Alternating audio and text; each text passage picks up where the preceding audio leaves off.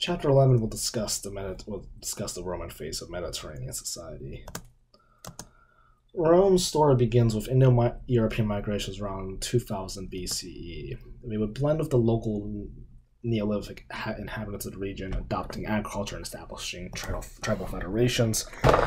They ended up discovering bronze metallurgy around 1800 BCE and iron around 900 BCE.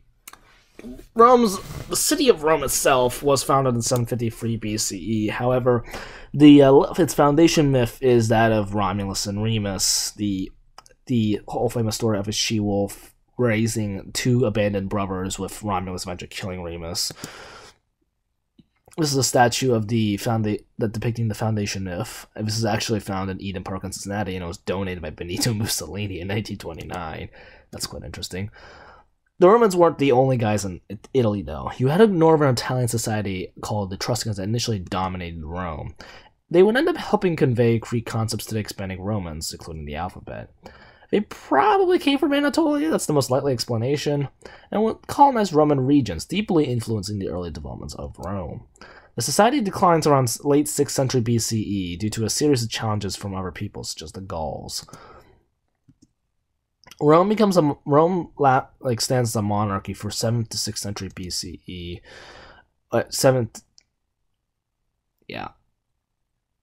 It was a major center of trade routes due to its geographical advantage at the heart of the Italian peninsula. With the decline of the Etruscan society, the Romans saw an opportunity to expand their own influence in both Italy and the Mediterranean world.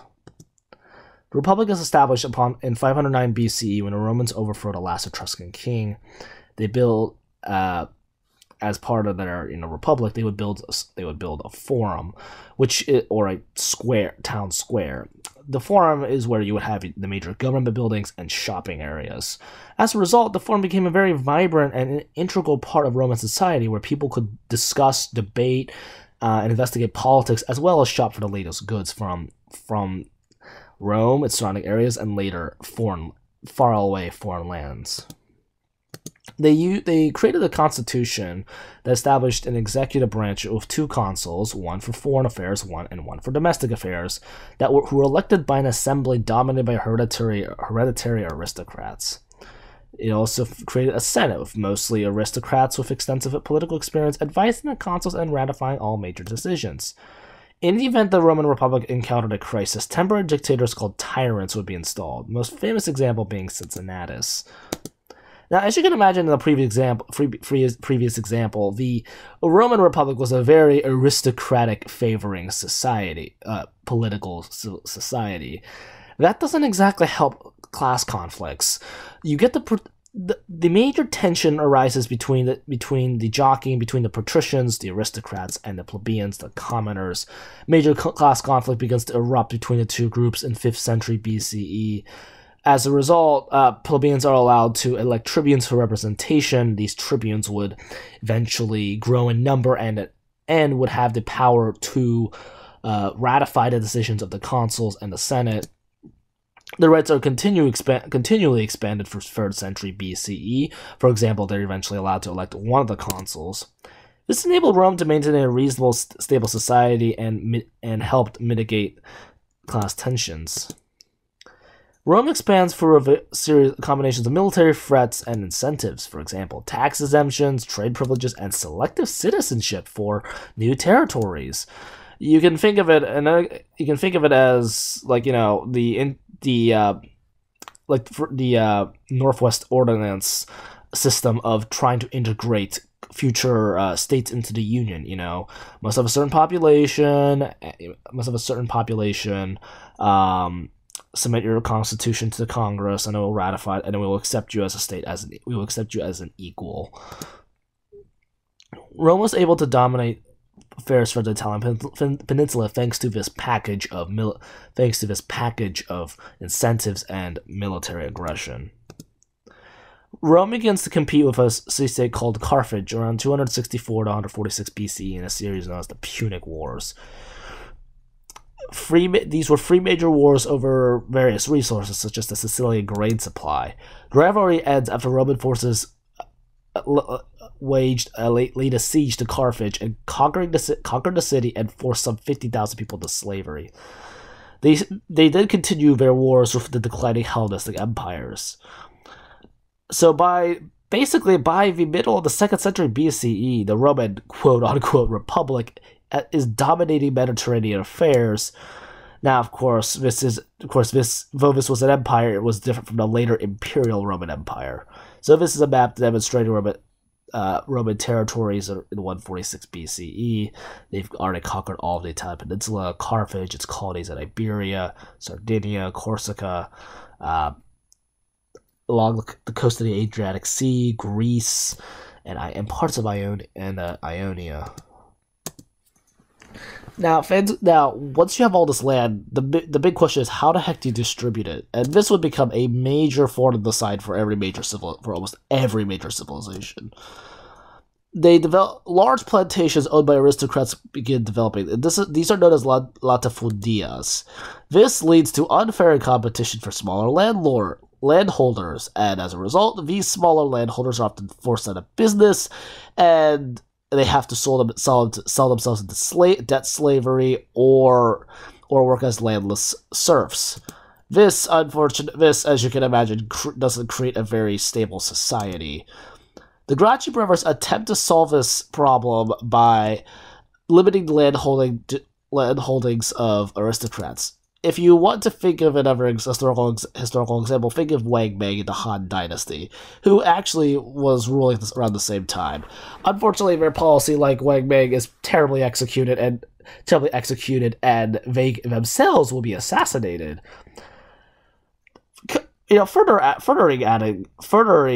Further adding to this, spiral into chaos is the fact that Roman politicians and generals are jockeying for power and position as they sought to mobilize support. They begin developing large private armies made up of landless peasants and desperate urbanites who are not loyal to the state, only to their own generals, because the generals are the ones who are paying them. And this is often how these poor people often actually survive. Towards the end of the Republic, you get the rise of two major figures, Marius on the side of the land reformers and Sulla on the side of the aristocrats. Civil war ensues begins in 87 BC when Marius takes Rome. He dies almost immediately afterwards. We think of probably because of natural causes, or so we think. The question is, what if he had lived? Doesn't matter anyway, because Sulla sees Rome in 83 BCE, instituting a reign of terror where thousands of people would be executed. If you've actually read a bit of Roman history, you might have heard a whole story about, he would post lists of his enemies, and if you were found to be on the list, he was going after your head. He also implemented a conservative legislative program that weakened the influence of the lower classes and strengthened the power of the elite in Roman politics. Julius Caesar, who would later become dictator of life and end the Republic, was started off as the adopted nephew of Marius. He would escape Sulla's terror thanks to the fact he was relatively young and had a well-timed trip abroad. He rises to popularity due to the fact that he organized public spectacles like gladiator fights and victories in Gaul, making him a war hero. He attacks Rome in 49 BCE, crossing the Rubicon, and names himself dictator for life in 46 BCE. Caesar centralized the military and the governors under personal control. He redistributed land to war veterans and other allies to keep their loyalty. Caesar also initiated major building projects to reduce urban employment and extended citizenship to all provinces. The aristocrats began to feel threatened and assassinated Caesar in 44 BCE. The Senate aristocrats thought, we will restore the Republic with this death, but unfortunately they were terribly wrong, because his death ended up plunging Rome into a fresh round of civil wars that would continue for more than 13 years. The man who would finally piece this chaotic mess all back together would be Augustus, or Octavian. He was the adopted nephew of Caesar. This would end up being a very common trend in Roman families. Adopt someone as your nephew. He defeats Mark Antony and Cleopatra, his two main rivals, at a naval battle of Actium. He takes the title Augustus in 27 BCE and names himself Emperor of the Roman Empire. During his 45 years of unopposed rule, Augustus fashions an imperial government that would guide Roman affairs for the next 3 centuries. Augustus disguised his republic as a monarchy, disguises monarchy as a republic in order for public relations purposes. The emperor was, however, seen as a god, and he would increase centralization of political and military power. He stabilized the empire and created a standing army of commanders who owed direct allegiance to him. Those who were loyal to him received important positions. However, he was not. However, unlike his title as emperor would suggest, he was not a god and died a mortal death in 14 CE. However, he left a legacy by stabilizing a land racked by civil war and enabled the institution of the empire to take root. As Rome continues to expand, it begins to occupy increasingly remote areas such as Gaul, Germany, Britain, and Spain. This required coordination of crop production and transport of natural resources. To facilitate this, the Romans developed infrastructure such as the road network and cities develop and build cities. So this is a map depicting the Roman Empire to its great extent and all the major roads. As you can see, roads make your job considerably easier because now you have a set route to travel all over the Roman Empire, from Byzantium all the way to the Atlantic Ocean, Deities all the way to Milan and Rome and to Sicily. Maybe you could take a little trip across the strait into North Africa and continue onwards into Egypt. So these roads did help integrate the empire. From 27 to 250 CE, Rome experiences Pax Romana, a time of relative prosperity and peace. Trade and communication were facilitated with roads, curbs, drainage systems, flat paving stones, and milestones, as well as the postal service. Roman law is set around the 12 tables, being written around 450 BCE. This served as a basic law code. It attempted to put the diverse populations under. It was adapted to diverse populations under Roman rule. It founded the principle of innocent until proven guilty, which will be a major factor into the later American legal system. The accused had the right to challenge accusers in court, and Roman law and these laws really helped to integrate the diverse lands. The latifundias would raise primarily crops for export, aka cash crops. Now, the term wasn't invented at the time, but that's basically what it is. This actually is a major difference between commercial agriculture versus subsistence agriculture. Commercial agriculture is the latifundias, or the cash crop system in the American South. You basically don't care about growing crops for food, you care about crops for money. Whereas subsistence agriculture is, I want to raise crops for my own survival. As a result of commercial agriculture, you get regional specialization, where one specific region will only focus on a specific craft or field of expertise. This is helped by the fact that the Mediterranean Sea becomes effectively a Roman lake. Due to taxes, tributes, spoils, and commerce, cash begins to flow into the city of Rome. As a result, you can get massive construction projects which can be statutory, monumental agriculture, or aqueducts. This provided employment for hundreds of thousands of workers, the population of Rome surged, and the economy rapidly grew. This was all helped by the fact that the Romans invented concrete, which meant that you could build very strong and permanent structures. The Han dynasty would construct equally impressive structures, but they were made of pounded earth, so they didn't last long. The Roman Empire, due to their large size, could import goods, and they also built underground sewage systems, Circus Maximus, that's just gigantic stadium that could house 250,000 spectators, the Colosseum, and they hosted gladiatorial games to appease the public. Roman society, like a lot of societies, was patriarchal, founded around the principle of Pater Familias, father of the family. The father had the right to arrange marriages and sell children into slavery, and women were not allowed to inherit property. However, this was really rarely enforced, thus women could actually have a considerable amount of leeway. As time goes on, the newly rich challenged the aristocracy with these are mostly merchants, landowners, and construction contractors. Yet the poor continues to increase in size. In order to distract them and prevent them from launching open rebellion, the Romans attempt to provide bread subsidies and gladiator games in order to entertain them. This is basically summarized by the phrase of bread and circuses. This poverty is mainly one of the main reasons of poverty is slavery. Around 2nd century BCE, it is estimated that 1/3 of the imperial population is slaves. They mostly did really terrible hard work, like agricultural work and mining in quarries and mines, in a form of chain labor. Yay, that sounds great. A major revolt occurred under a slave named Spartacus. I think, actually, he's a gladiator, never mind. Around 73 BCE. However, conditions were better in cities than in the rural areas. A Roman slave could buy himself his freedom around age 30, but considering the fact that the average life expectancy wasn't much higher than this, it really wasn't that significant. Roman mythology was polytheistic, with major gods including Jupiter, Mars, Ceres, Janus, and Vesta.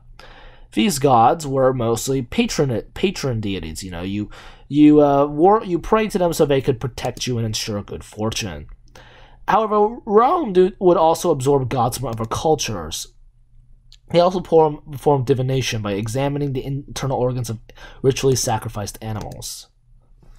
One of the most famous philosophers / writers / politicians of Rome was Cicero, who lived from 106 to 46 BCE. He was a major orator and a writer this is evident in the fact we still have 1,000 letters left over from him. This is just a treasure trove of archaeology.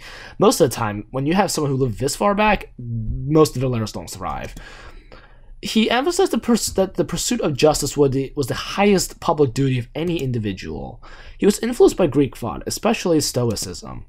He sought to identify a set of universal moral standards based on nature and reason that would transcend all local ethical codes to encompass many different societies. However, he begins to criticize Roman authority, and he gets executed as a result. Now, another major religion that begins to form around Rome is Mithraism, which originates from Zoroastrianism. It had a god of sun and light. The Roman version emphasizes strength, military strength, courage, and discipline. As a result, it was very popular in the military. However, women were not allowed into the cult. So women basically formed their own cult called the Cult of Isis. It believed in a benevolent and protective duty who nurtured their worshippers and helped them cope with the stresses of life in a cosmopolitan society.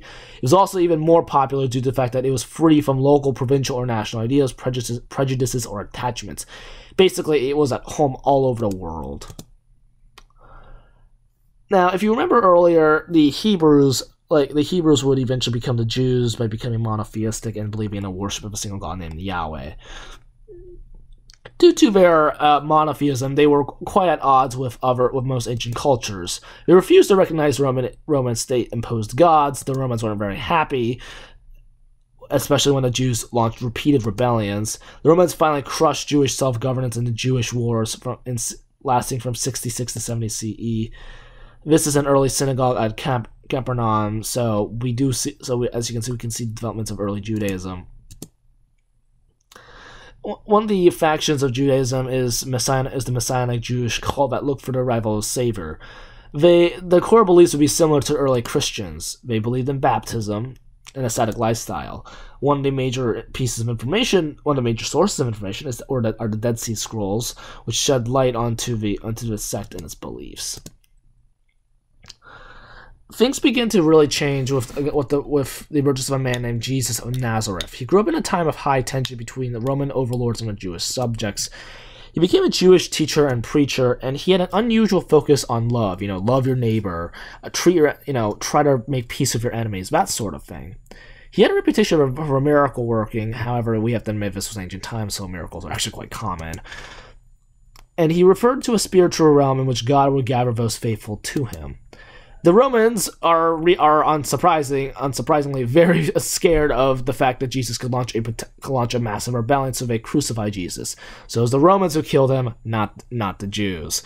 The whole notion of Jews being Christ killers would unfortunately become a major misconception that would help form the basis of later anti-Semitism. Jesus' earliest followers believed in his resurrection and divine nature. They titled him Christ, or the Anointed One, or a Son of God. The faithful would survive death and would experience eternal life in the spiritual kingdom of God. John 3:16. That comes from John 3:16. The teachings are recorded in the New Testament, the holy book of Christianity. Their initial focus wasn't converting over Jews. However, this would change under a guy named Paul of Tarsus. He extends teachings for far beyond Jewish circles. He did not emphasize circumcision nor dietary laws. Therefore, it opened up the appeal to other people. He taught a Christianity that attracted the urban masses in the same way as other religions of salvation had. The doctrine called for individuals to observe high moral standards and to place them ahead of personal and family interests. He traveled widely throughout the Roman Empire, thanks to the roads, and would engage in missionary activity. However, the Romans would execute him as well. But the ironic thing is, the Romans end up helping spread Christianity through their road network. Early Christian communities were led by the bishops, with regional variation in doctrine and ritual because it really hadn't been codified, and it was mostly secretive. One of the major debates was the nature of resurrection. Did Jesus actually literally come back from the dead, or was it just more of a spiritual thing? Another part that was questioned was the role of women in this new religion. However, over time, you get this gradual acceptance of what should be the core texts, primarily of the New Testament, an authoritative scripture that was eventually agreed to. It was canonical, incorporating 27 books. The Romans initially persecuted the Christians, the whole idea of martyrs fed to the lions. However, Christianity dramatically expands thanks to the Pax Romana. It was especially popular with the dispossessed and disenfranchised classes, such as the urban poor and women. Eventually, it was state-supported. Perhaps the Romans did it in order to unify the fragmenting empire. And that is all. Thank you.